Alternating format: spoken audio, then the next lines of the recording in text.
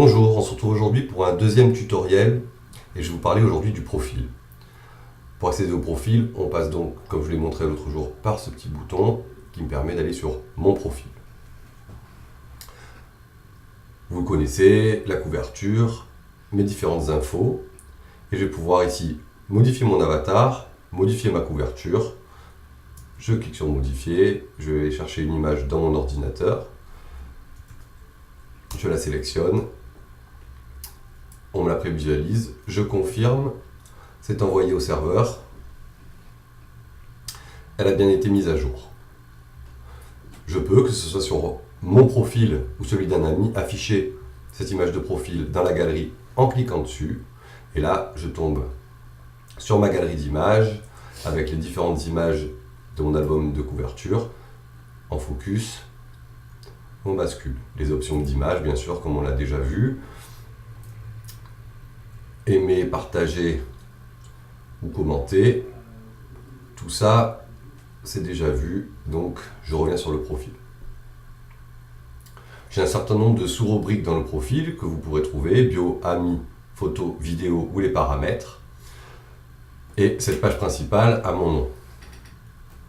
Cette page principale se comporte d'un bloc qui résume mes motos actuelles, mes motos coup de cœur. Je peux voir le nombre de motos ici, mes événements, mes groupes, et en dessous, les invitations et mes actualités. On va aller voir un peu du côté de la bio, où je peux modifier les informations directement par bloc ici, où je vais pouvoir ajouter des motos actuelles ou motos coup de cœur. On va faire l'exercice du moto coup de cœur que j'ai découvert grâce à une publication de Acrapo récemment dans les essais moto. Donc en cliquant sur modifier, je peux ajouter l'image et modifier les différentes informations. Je vais chercher l'image de cette moto, la Victory, dans mon ordinateur. Je confirme. Je rentre les infos. Hop, une Hammer. C'était une 1700 de 2012 et c'est bien une custom. Voilà, j'enregistre. C'est bien enregistré en base. Voilà pour la bio, tout marche un peu de la même façon, hein, vous aurez compris. On va jeter un œil du côté des amis. C'est donc là que je retrouve tous mes amis sur Motospot. Je vois les informations de chaque ami. Cet ami, il a 57 ans, dans le Val d'Oise, route. Cet ami, mais qui, je clique, je les vois. Et on a vu que ces autres infos-là sont aussi soulignées. On me signale que c'est un lien. Je vais faire l'essai, route, je clique dessus.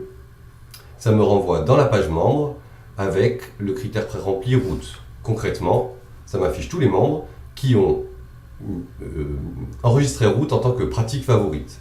Je peux d'ailleurs y ajouter d'autres critères, trier. Et donc là, j'ai tous les membres qui utilisent à la fois une Aprilia sur route. Je peux réinitialiser ces critères grâce à ce bouton. Et là, je vois tous les membres de Motospot sans exception. Je rouvre le tri.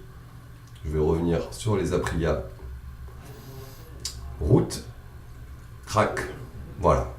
Je vais aller jeter un œil sur le profil de Grudux. De Ciné. Hop. Allez, je suis chez Ciné. Je suis déjà ami avec lui, comme je le vois grâce à ça, ce petit moins qui en fait me propose de le retirer de ma liste d'amis. Si je n'étais pas encore ami, il y aurait un petit plus qui me proposerait de l'ajouter. Mais je vois aussi que je peux publier sur son mur, ce qui ne serait pas possible si je n'étais pas ami avec lui.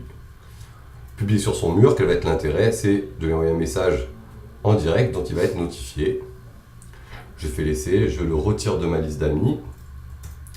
Et la page est rechargée, je vois que je ne peux plus publier et que effectivement j'ai la possibilité de l'ajouter. Les petits liens transversaux qu'on a vus tout à l'heure sur les cartouches amis, ils existent aussi ici, route en l'occurrence, Aprilia, et s'il avait mis sa ville, je pourrais aussi aller voir directement tous les gens de sa région, etc. Ces motos actuelles, ces motos coup de cœur, je vais aller jeter un œil à ces groupes. Ouais, il n'en a qu'un, ça va pas être fou. Et on voit surtout qu'il a des invitations en attente. Et donc effectivement, que ce soit sur mon profil ou sur le profil d'un ami, je vois les différentes invitations en attente. Et en dessous, je vais pouvoir voir les groupes dont il fait partie. Je pourrais les trier alphabétiquement, par popularité ou par date de création. On a un peu les mêmes possibilités sur les cartouches groupe. Afficher le nombre de membres, afficher qui sont-ils, et trier les groupes par typologie. Typiquement, les groupes culture moto, je clique dessus, j'atterris dans la page groupe, et on m'affiche les différents groupes qui sont catégorisés par culture moto. Je vais aller jeter un œil à Café Racer. Je peux quitter le groupe, je peux aussi inviter des amis. Pour inviter des amis, je vais sélectionner par clic ceux que je souhaite inviter. Je descends en dessous de ma liste d'amis et là je peux soit inviter, soit annuler. En tant que membre du groupe, je vais pouvoir publier sur ce groupe. Publier sur ce groupe, ça permettra d'informer chaque membre du groupe qu'il y a une nouvelle publication et c'est comme ça aussi qu'on arrive à peu créer une communauté et à essayer d'arriver à du contenu intéressant pour chacun. Le groupe lui-même peut organiser des événements, on peut en afficher les membres, les photos, les vidéos, et je vais pouvoir partager ce groupe pour le faire connaître. Comme sur un profil perso, je peux envoyer un message privé à ce groupe. Je retourne sur mon profil, mes groupes, mes événements, on a vu à peu près ça. Du côté des paramètres, c'est finalement les informations plus dures qui me concernent et que seuls moi peuvent voir et modifier. Mon identifiant, mon mot de passe, mon email, mon numéro. Donc je plains celui qui a ce numéro-là, allez-y, appelez-le tous. Voilà grosso modo pour le profil. Le petit trick du jour, c'était ces liens d'accès rapide. Vous allez le retrouver un peu partout sur Motospot et qui vont vous permettre d'utiliser au mieux cette plateforme. Je vous laisse découvrir le reste par vous-même. On se revoit bientôt. Bonne route.